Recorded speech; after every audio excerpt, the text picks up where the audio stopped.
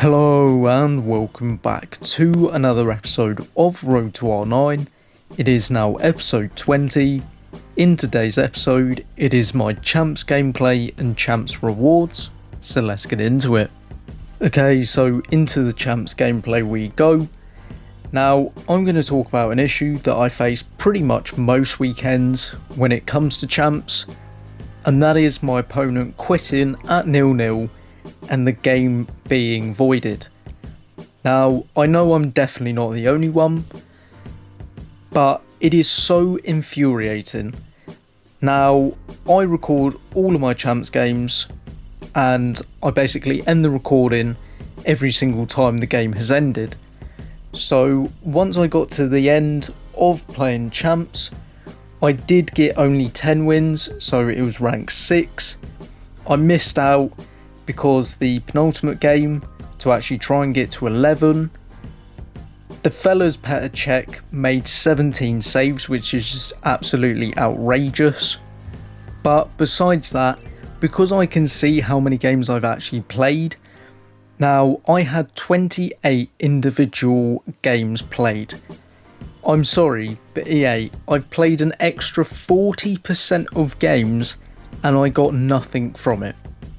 I don't know why this is in your system, that if your opponent forfeits, the game's just voided. It makes no sense whatsoever. Now, I think the reason they haven't ever really changed it is because they probably think that hackers will just DDoS everyone, and that essentially those players will go 20-0. But for me, surely that's an easier way to see who's hacking.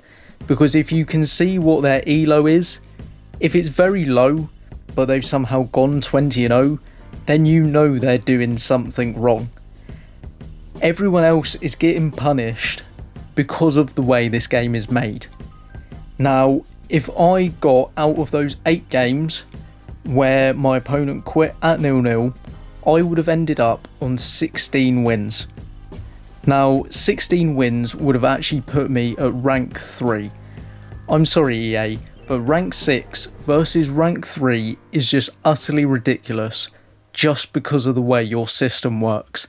So I've been penalised for no real reason. Now, I know I've been ranting about this for about 2.5 minutes. I do apologise, but it's just so annoying. But I'll be back with my rewards very shortly.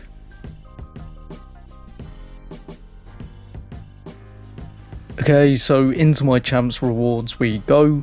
Now, as I said, it was rank 6.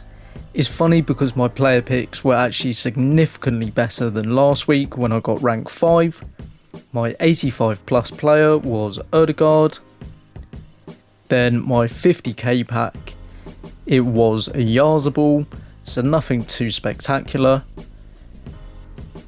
And then into my ultimate pack, it was actually Ruben Diaz once again, so my rewards this week weren't actually too shabby in my opinion, but it is what it is. Okay, so to round off this episode of Road to R9, it is looking at my team just before we end the episode. It's still the 4-3-3 fourth variation. Talisca, my main man, is still up at cam.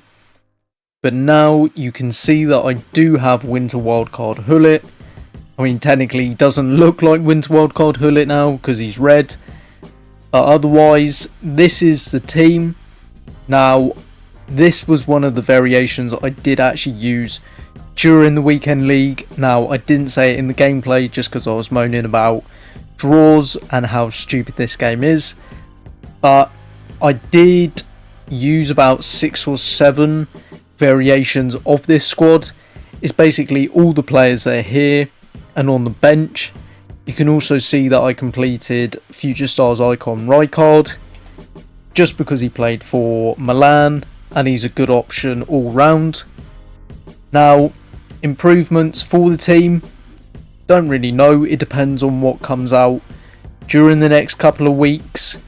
But otherwise, ultimately, just looking to replace Shevchenko with R9. The team, it is good, but There's times where it feels like it's lacking, but I don't know what. So with all that being said, if you did enjoy this episode, drop a like, hit that subscribe button if you're new, but for now, I'll see you in the next one.